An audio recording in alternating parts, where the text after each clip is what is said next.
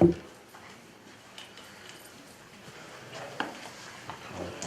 done better. You see, I spent twice as much time. Can you tell Mrs. Mitchell? We're making fun that the last time we were here, my tie was slightly askewed and Eric's collar was up. So we said we were going to check each other today to ensure that we looked great. I decided not to wear a tie. I didn't care that he said it, but when he said Mrs. Mitchell said it, then I said it. Good morning. My name is Dwight Mitchell. That's spelled D-W-I-G-H-T, M-I-T-C-H, and I'm going to turn this off and start all over again. Sorry about that. Good morning.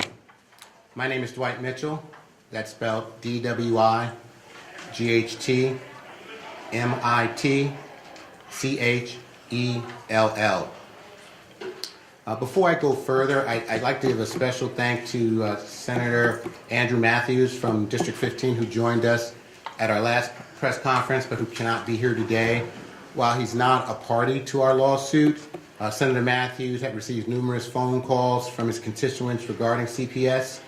As he mentioned when he was here during the last press conference, this is something that we can no longer turn a blind eye to. And as a first-term member of the Senate, Senator Matthews stated that he feels legislation changes are needed. And again, I want to thank Senator Matthews for speaking out at our last press conference. Some of you are aware of my tragic experience with Dakota County Social Services. Just to briefly fill you in, my children were taken away from me and retained by CPS for 22 months because of fabricated evidence, false reports, and illegal practices. After I exposed this illegal activities to the court with written documentation, Dakota County hastily dismissed the case against me so that the judge could not rule in my favor on their illegal activities. There are approximately 85 pages of key official Dakota County documents attached to my federal civil rights complaint as evidence of their illegal activities. Out of this tragedy, a soldier was formed. I liken myself to a soldier for injustice and the less fortunate. I formed the association Stop CPS from Legally Kidnapping Children. I created a petition on change.org.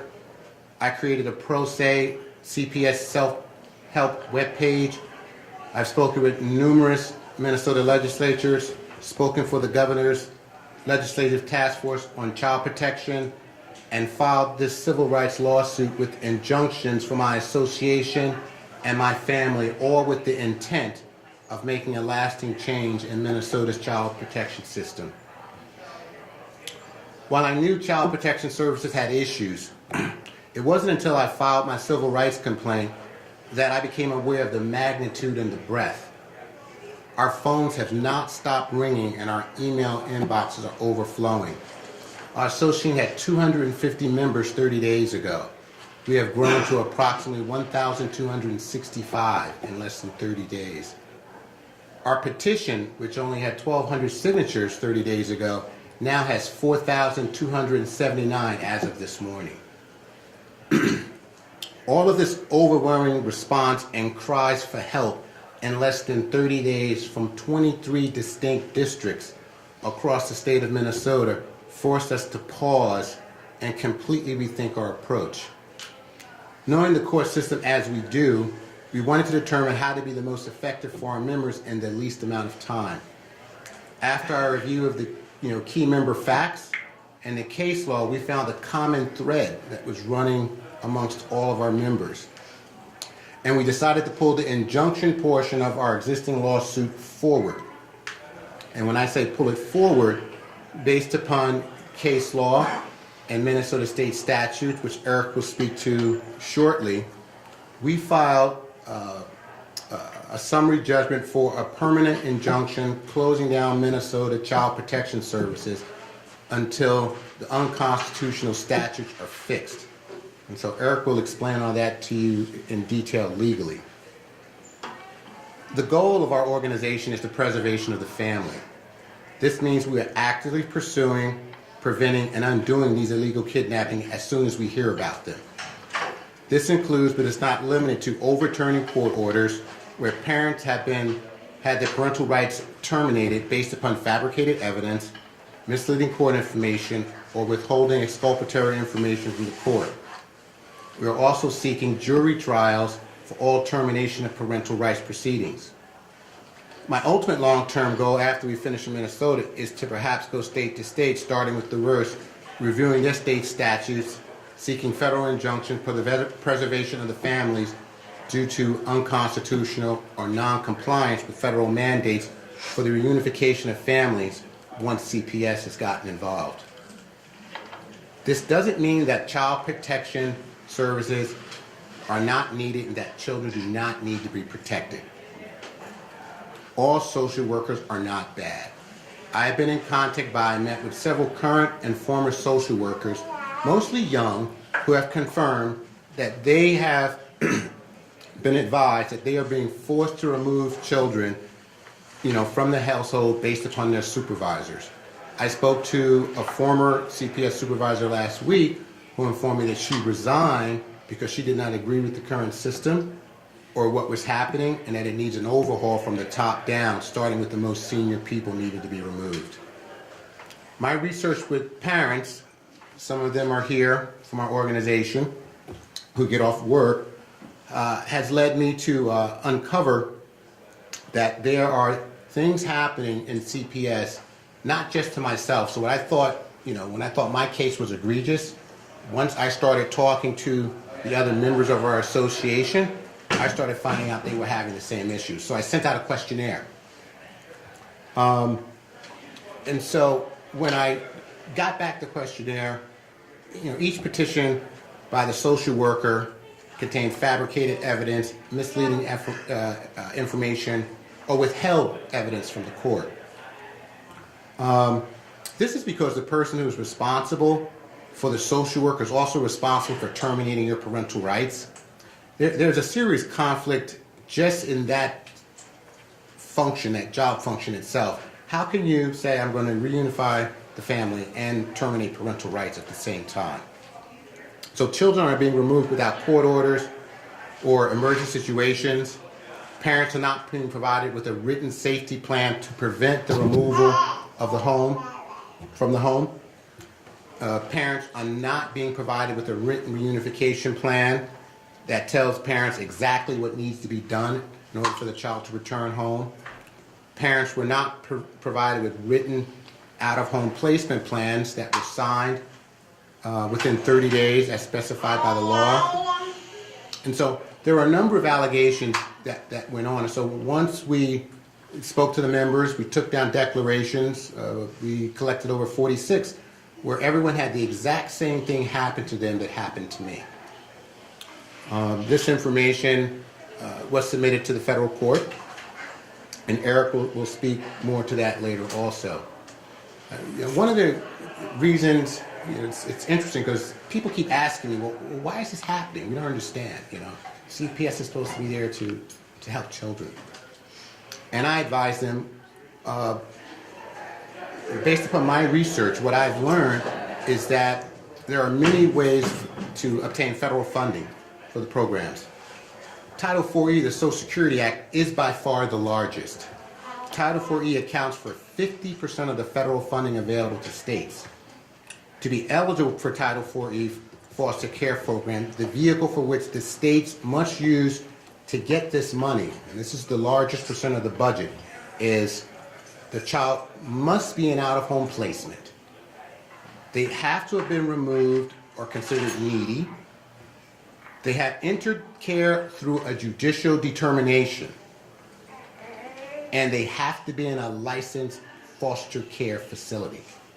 So you don't have to believe me, look this up, So this is just one of the federal funds that's available to Minnesota. Now here's the kicker that I learned during my research. The state government retains 25% of all federal funding for administrative fees before reimbursing the county and local agencies for the actual costs incurred for the services. So when I looked at the budget last year, DHS had a budget of $16 billion. $10 billion came from the federal government. Out of that $10 billion, 25% is kept for administrative fees. I don't know, but people were asking me why.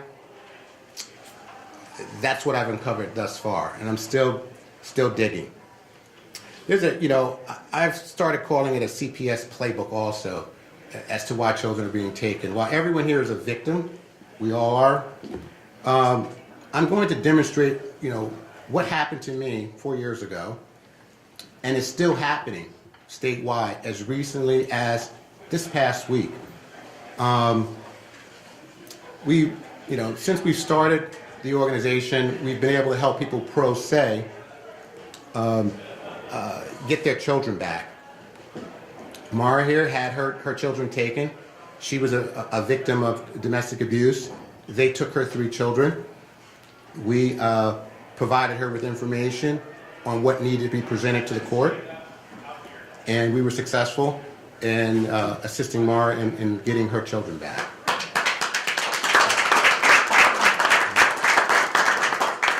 So just last week, we were contacted by Amanda. And what's really interesting with Amanda's case, and you can look at the court file, I'm going to give you the case number as soon as I finish. When Amanda contacted me, I advised Amanda. I said, social worker Katie Cannell, because that was her name, I said, she will lie to present her case to the court. I said, the social worker will file a petition to try and take all 3 of your children into foster care immediately, and not just the child that she was investigating. I said, before you go to your first court hearing, prepare a declaration of facts from your side of what happened in the case with any documented evidence that you have. I said, before you go to the first court hearing, prepare a general opposition to the petition being filed and tell the court why you are a fit parent and able to raise your child. After the first court hearing, I said, prepare another declaration of facts based upon what happened in the petition that you received. And I said, after the first court hearing, prepare a response in opposition to the petition that was filed. Make sure you point out what you oppose specifically. Make sure you point out any misrepresentations or misleading information, and tell the court why you are a fit parent again to raise your child and why your children should not be removed from your household. Sure enough, last Wednesday, May 29th, social worker Katie Cannell filed petition number 49JV18786. And she did exactly as I predicted. She requested the county take away all of Amanda's children based upon fabricated information that she knew was not true, because she had requested a full examination of her son prior to going in court and filing that petition. So she knew there was nothing wrong with Amanda's son, although she was claiming medical neglect. She failed to provide this critical piece of information to the court, St. Cloud Hospital's examination. Instead, she submitted to the court the allegations that something was wrong with Amanda's son. She took the son to the hospital, had him examined, found out there was nothing wrong, but still submitted the allegations and said, I want to take away all 3 of your children. So don't believe me. I will forward you all of the court documents. Just give me your information, I'll send it to you. So what was really happening was, so when she got to the court was shocked at how prepared Amanda was. They weren't used to this. So the judge did not remove all 3 of her children. The judge allowed her to keep the 2 while the judge investigated what was going on. To be safe, she said, all right, I'm going to postpone this for a week. Let me look at what's going on here. So Amanda subsequently filed her opposition to the petition, and she pointed out paragraph by paragraph where the social worker fabricated evidence. Now, I am not going to, be the judge. I looked at it, and in my humble opinion, it was all fabricated. So I'm going to send you the filed document that Amanda submitted to the court, along with the declaration of facts, and will have evidence firsthand of what happened to Amanda just last week. Same thing happened to me 4 years ago, and it's happening to all of these parents. So, this is something that we feel needs to be stopped. This is why we are pulling the injunction forward, and we are asking the court for a permanent injunction to stop these activities. I'm going to turn it over to Eric now so that he can speak about the legalities as it relates to the petition we're filing. Yes, thank you. Again, I'm following in Dwight Mitchell, and it's a tough job. He's a very good speaker, and he's a very good client, but he's a very aggressive client. And I'm sort of shocked at how far he's gotten with this idea that it happened to me. My children were taken away without a proper foundation in law, and I'm going to start an association to do that. And so these people have been attracted by Dwight's leadership and Dwight's cause, and this is a victims group. I mean, it should shock everyone here and everyone watching. This is a victims group. I mean, this is no different than Jeff Anderson's group when Jeff Anderson sued the Catholic Church over child abuse. It's just here we're not representing 600 victims of sexual abuse. We're representing thousands of Minnesota children who have been separated from their parents unjustly. When we started the first time, about a couple months ago, I was really focused on Dwight's facts. But as Dwight introduced me to this victims group, my eyes started open to see what a broad systematic problem we have in Minnesota. And so the problem is, first, the commissioner of the Department of Human Services is in charge of everything. The commissioner, of course, advises the legislature on how to reform statutes and so forth. And so when we look at the statutes, we have all these problems. And these problems have been recognized by the U.S. Court of Appeals for the Eighth Circuit. And the problem basically is that these statutes have not been drafted in a careful way that when the government takes the child from the parent, that the government has to show a substantial level of harm being prevented. So can you believe that? So I started off with the spanking thing with Dwight. Dwight's child was taken for 22 months. 2 of them were taken for 5 months because of an ordinary spanking. And then all of a sudden we're finding out all these other cases, a lot of them based on neglect. But the central problem and where everything comes together is Minnesota statutes do not require the government to show in court that there's some harm being prevented when the child is taken away from the parent. So what are we left with? We're left with statutes regulating parental conduct. I mean, basically manners. I mean, a lot of these parents here are victims because the social worker said, you're being uncooperative. Well, since when does being uncooperative with a government official mean you lose your kids? And this is all kind of exponentially important because we have single parent families now. So the consequence of having the statutes drafted badly and the commissioner not administering them according to the Constitution and the courts not keeping an eagle eye out for abuses is that we're having all these separations that are unnecessary. In Dwight's case, the psychologist said, Dwight, the kids aren't getting counseling because of what you did. They're getting counseling because they're separated from you. And none of the government thinks that's ironic. Because, when you think about, we have great sympathy for the victims of sexual abuse in Jeff Anderson's case. But these kids are separated from their parents, in Dwight's case, for 22 months, no contact. That's bad. I mean, they're both horrific. And you can talk to these victims here, and they can talk about the experiences their children have had, the ones that have been returned or have had a chance to visit.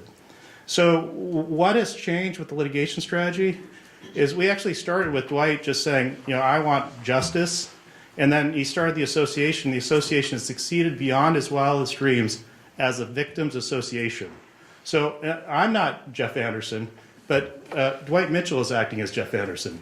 Jeff Anderson collected clients, victims of sexual abuse, and he came forward and said, we got to clean this up. Now, it was different in a way because there's a big pot of money at the end. And of course, the establishment, the county attorneys, were on Anderson's side. Dwight doesn't have a big pot of money for all these people. All he can do is get an injunction to fix it. He can stop Child Protection Services from operating under the unconstitutional statutes. It would be a statewide injunction, and that'll help a great deal.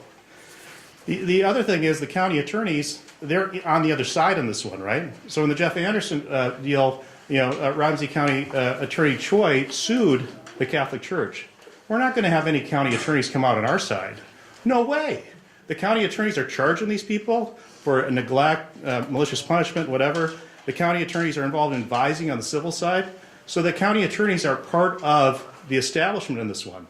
But what we do have is a federal court, and we have U.S. Court of Appeals decisions, in the case in Iowa, the Allsager case, finding that Iowa's child protection statutes were very similar to the ones in Minnesota, were struck down. So today we're communicating with the judge and lining up to have a summary judgment motion hearing on an injunction. And the big point here is that we're going to be sending our communications to the judge later today, and that Dwight is announcing that he has a victims group. And at our first press conference, we didn't have that. And we're going to continue to meet with the press and continue to have press conferences as we have more victims. Why? Because the media should know when this is happening. This is our government, and the government is taking children away from parents on extraordinarily meager facts. I mean, this case here with the medical neglect, which we'll talk about, it involved simply taking a child out of a hospital against medical advice. Now, is that medical neglect? Well, the statute says you can terminate parental rights permanently because of medical neglect, but it doesn't define what medical neglect is. Medical neglect, to justify separating a child from a parent, you'd have to show that you're preventing some harm to the child. Is it medical neglect to go get a second opinion or a third opinion? Also, the statutes, as we've discussed before, don't have a good definition of neglect generally. One part of the statute says you got to give required care to your child. The next section says you got to give special care to your child if they need it. Well, what's required care? What's special care? These are not carefully drafted to meet the requirement that when the government permanently terminates parental rights, that it's preventing some harm to the child. And all of these people here are victims, and they have to be taken seriously. And it's not that we can just shove them aside. I mean, maybe that was acceptable before all these lawsuits against the Catholic Church, but now it's not. These are victims, just like those other children were victims, and we didn't make sure that we protect children, even if it's protecting children from our government. Can you pronounce your last name? Eric Cardall, Kaardal. And could you explain, Eric, exactly what you're asking the government, the judge, to do, and what you have thus far filed, and in layman's terms as much as possible? Yes, initially we filed a complaint that was focused on Dwight's claims, and now it's changed. Now the focus is turned on Stop Child Protection Service from Legal Kidnapping and Association, and the association is of victims. And Dwight collected about 50 declarations, 47 declarations on behalf of these victims. And he's submitting them in the case. And like I said, there's no big damages award at the end for everybody. It's not like that, because we're suing the government, and the government has immunities from that kind of a claim, but we're seeking an injunction. So Jeff Anderson would say, well, we're going to stop the Catholic Church from abusing because we'll get big damages. That's exactly correct. He did. He won. Congratulations. In our case, we need to get an injunction to stop the government statewide so everyone's protected. So that's one difference. With respect to the counts, there are 6 facial counts. Counts 1 through 6 are facial claims.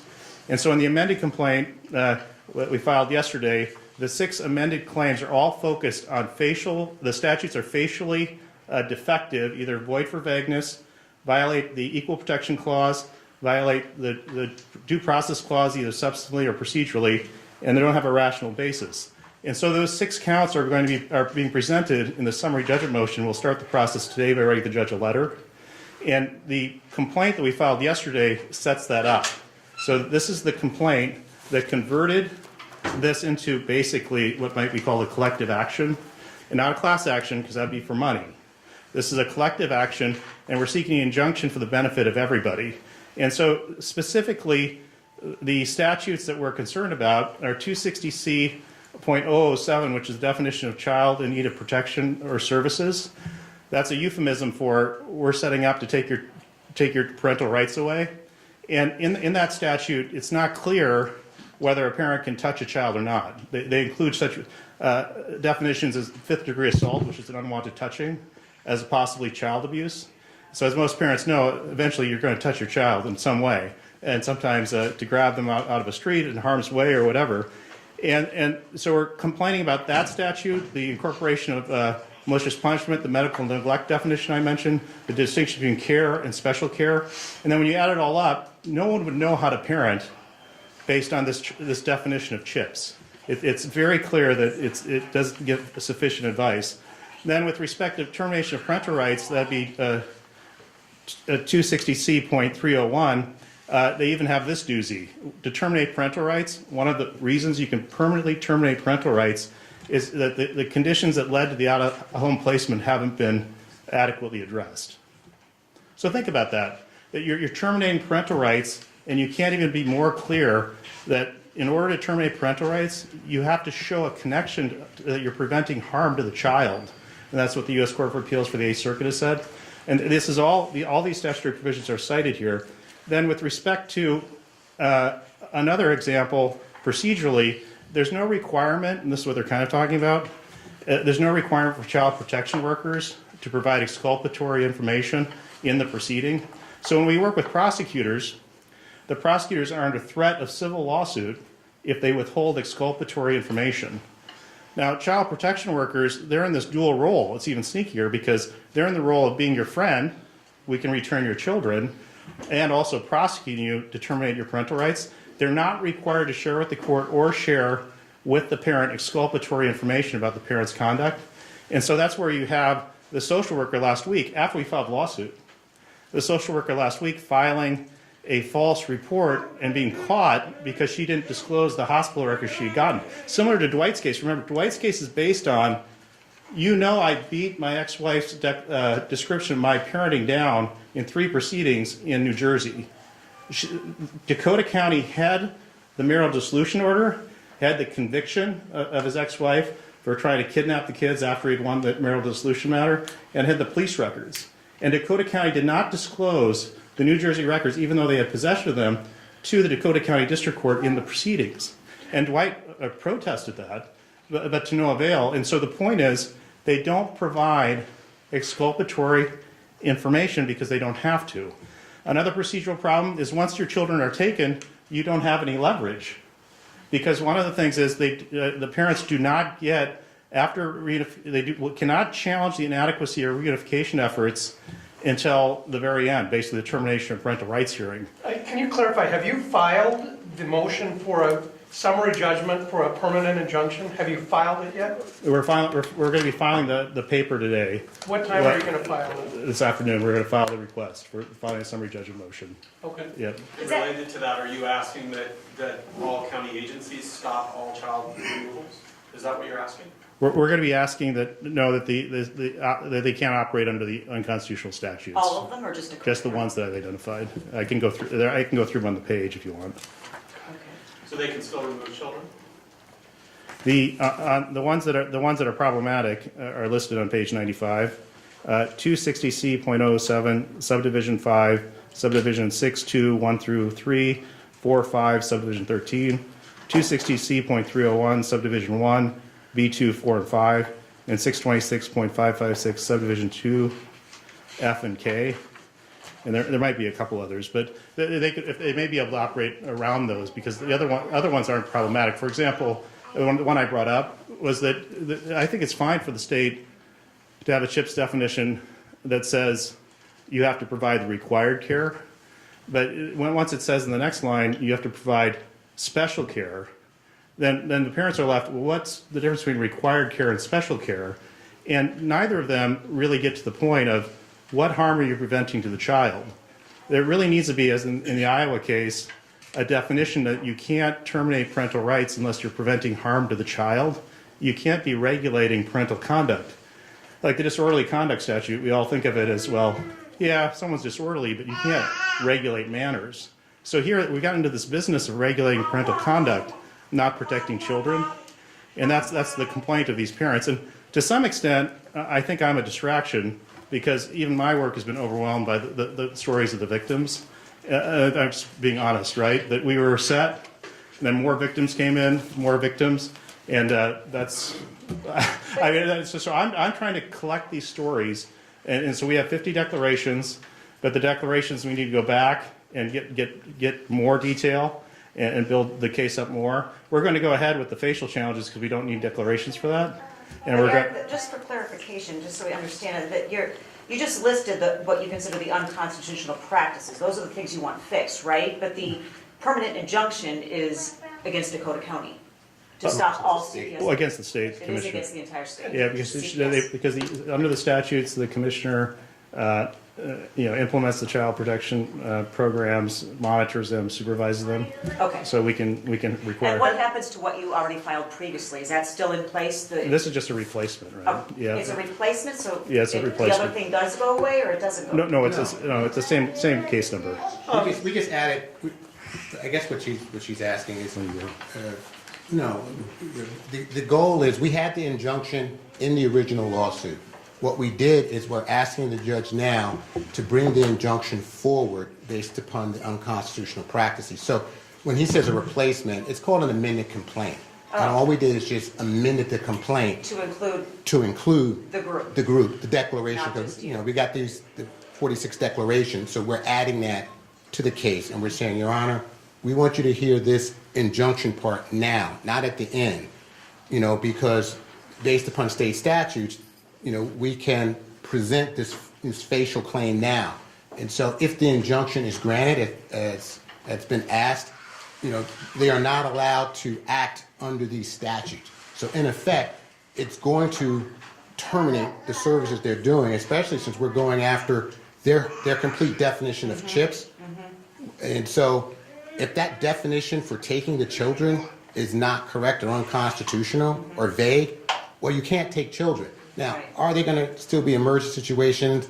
Of course, they're going to take children out of emergency situations. I'm sure the legislature is going to have some emergency hearing and try and fix this as quickly as possible because they don't want to leave children in danger. So, but we're essentially saying, we're asking the federal court to stop this. And is this something that would happen immediately if will the judge consider this immediately now? Or That's what not? we're asking to do, so that, I can address that. sure. What we're doing is we're asking the judge to do the summary judgment motion first. And so we're sending a letter to the judge saying we want that to be the first thing in the case. And so we hope that happens in a month or two. Oh, And then a the month. judge will decide. We could have brought a temporary injunction motion or a temporary restraining order, but that's really not what's happening. What's happening here is my office and Dwight's organization have been overwhelmed by the number of victims coming forward, and we're collecting the information. And we wanted to inform the press. Even Amanda's case last week has created challenges for us because we want to incorporate her facts. So we're catching up. But the judge has said that we'll send a letter, request the process for doing the summary judgment motion immediately. Then we'll file the supporting declarations and affidavits, and we think we'll win. But the reason we're going to win is not because of what I'm doing. It's because the victims have come forward and they're actually organizing. And why I wanted to compare this to the Jeff Anderson case is that I think to some extent when Jeff got started in that, I've met him, that he was kind of overwhelmed by these people coming in, and that's what happened. And so Dwight's organization has taken a big step forward in that it's become an organization of dozens and dozens of victims and is going to facilitate the storytelling from these victims. And I think you'll be astonished at the fact, just the meager facts that the child protection operates on and how they operate in court and how they take children away on things that really don't justify having children taken. So I want to turn to the victims as soon as we can. Yeah, can we hear from one of the victims or Sure, Amanda, would you like to speak quickly? one of you? Amanda has to go to court, so she can't spend all this, she has to go to court this afternoon, so I'll just let her talk briefly. Can I ask her a question? Can you just explain your situation, how kind of it began, and how you ended up in court and your situation? Well, less than 2 weeks ago, I took my son into the hospital, Children's Hospital, for cough and cold symptoms. As a precaution, we stayed overnight for observation. The next morning, I had waited long periods of time for the doctor to come up and basically say that he was fine to go and he was fine to be discharged. They had already done the discharge physical, which is in the paperwork, and I was, after waiting, I had asked to leave because I wanted to put my kids to bed, and I had my 3-year-old with me, and I asked if there was anything else that needed to be done. They said no, that there was no other testings or anything that needed to be done. And so, but they said the only way that I could leave is if I signed a form. And so I signed that form, and then I left. To keep a long story short, I left, and a couple days later, the police showed up at my door saying that they had exigent circumstances to remove my son from my care. And an officer stated that I had withheld life-saving medications from my son, which is not true. And my declaration of facts has all the medical records to back that up and prove that. And so they said they were taking me to the hospital because he was in such an emergency situation. Instead, they took me to a clinic with a primary care provider that I had was trying to switch to another primary care provider. She checked him out. All his vitals were stable. They already had a foster parent in the room to remove my son before they ever proved that there was actually an emergency situation. And so even after I proved them wrong, they still took my son. And so,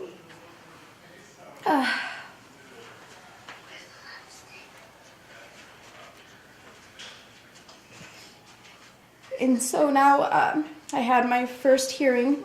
They requested all 3 of my children. They did not get all 3 of my children.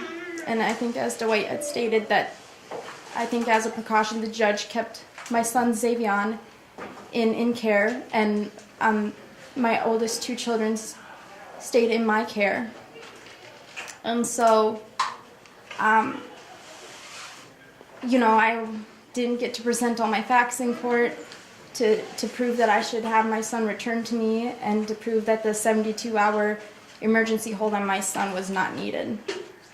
And so I have court this afternoon, and I'm hopeful that I will get my son back today.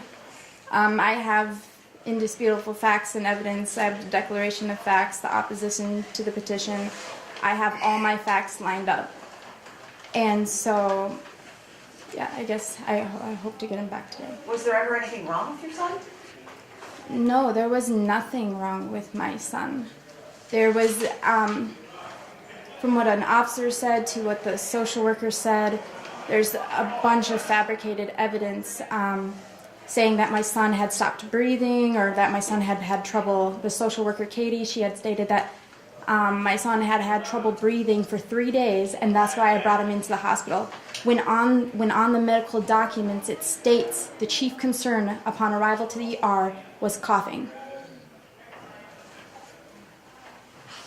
But this is something indicative to the system. It happened to me 4 years ago, and the reason I had Amanda speak because I wanted everyone to see that it's still happening today, and it's happened to most of us. A lot of people they don't believe. They were like, "Oh, it couldn't have happened." I'm like, look at my complaint. There's 85 pages of documents. Look at her court case. I just gave you the court number. All of her documents have been submitted to the court.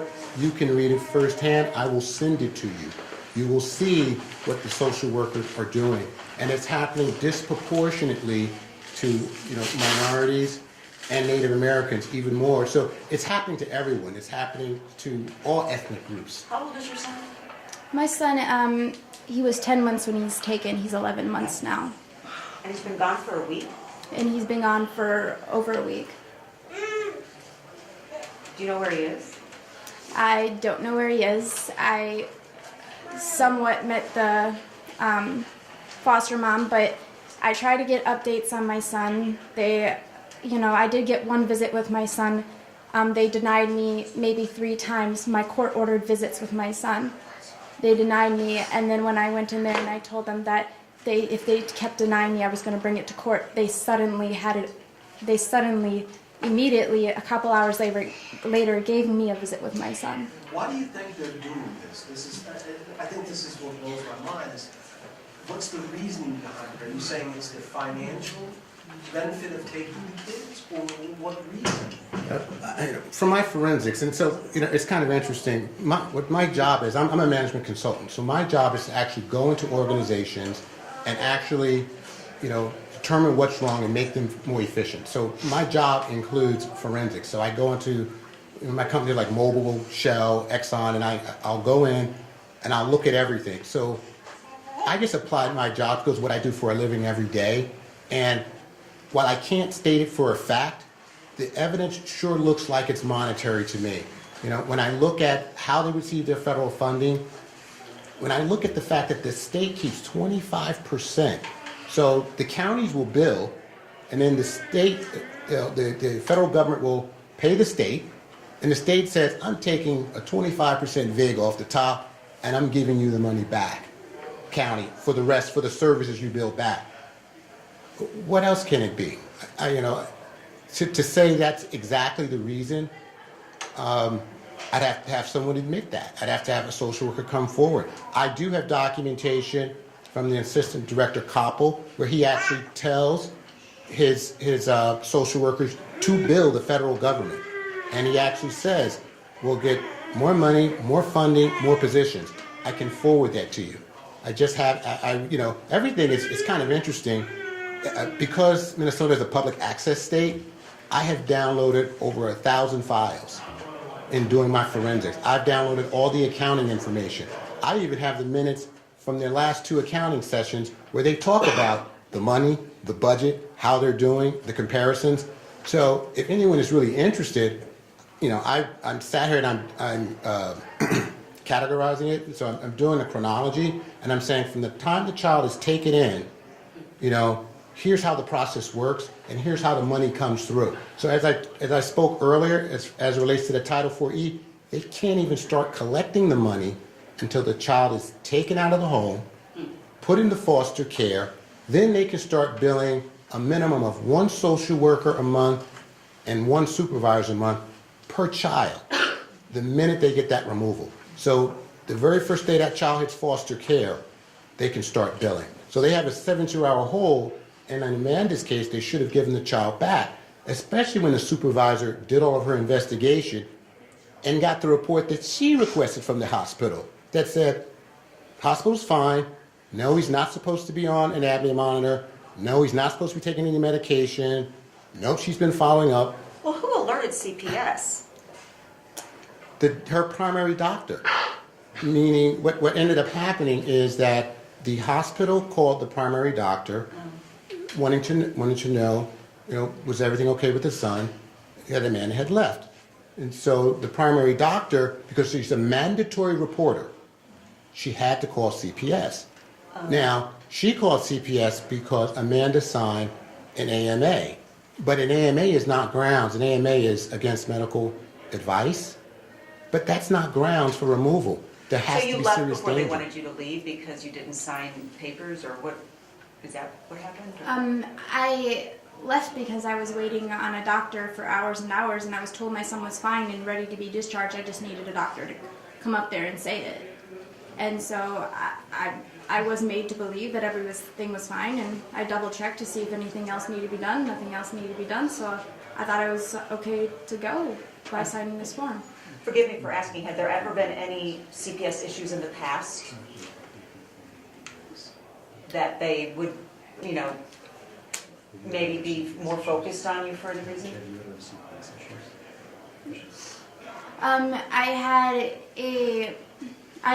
Was actually, the social worker I'm dealing with now, Katie, she was actually the one who showed up at my door when a friend that I had a disagreement with decided to retaliate against me and call CPS and make allegations.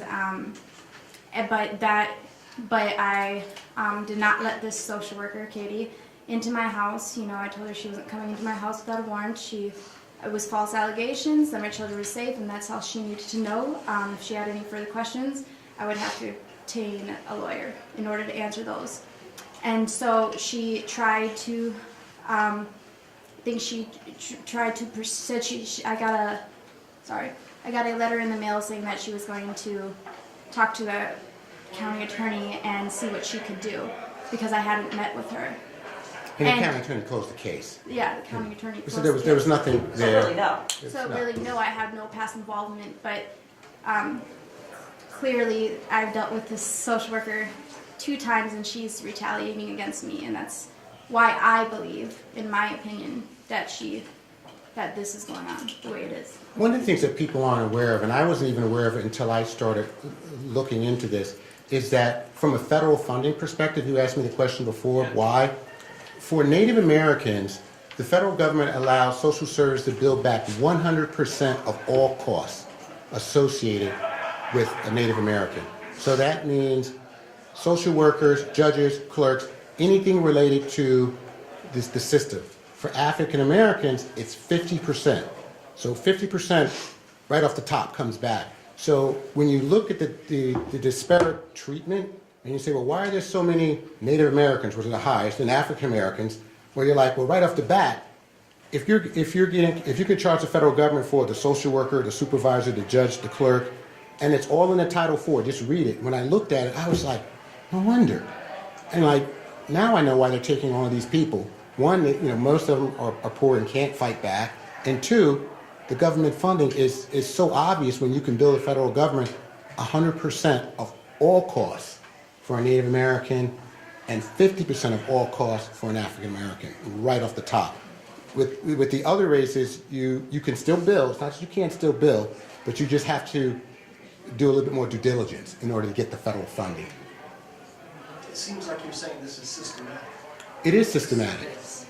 It's happening 23 counties. So we have declarations out of the 250 members. I wanted to show that it was happening universally across the state. So I went through, and so I have declarations from 23 different counties, as far north as Little Falls, down to Rochester, north, south, east, and west, just to show the federal court that we do have a systemic problem.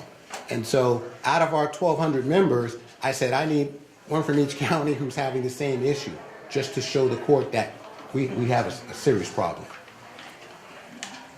Are there any more questions? Good. Amanda, if I may ask a question, what do you want out of this situation? What do you want? Well, my top priority is to get my son back, but coming to find Dwight's association or organization, I realize it's a much bigger problem, and I will get my son back, but it doesn't stop there. I feel like I need to do more, and I need to share my story, and if I have to share it 100 times, 1,000 times, I will.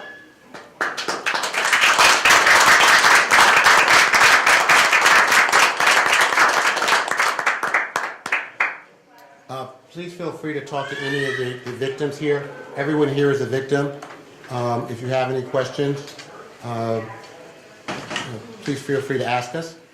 If you want the information that from Amanda's case, just let me have your email address and I'll send it to you right away. I have my computer with me.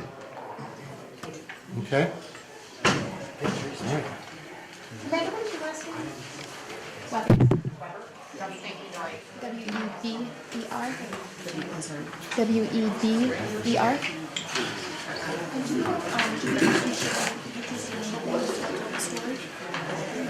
Yeah.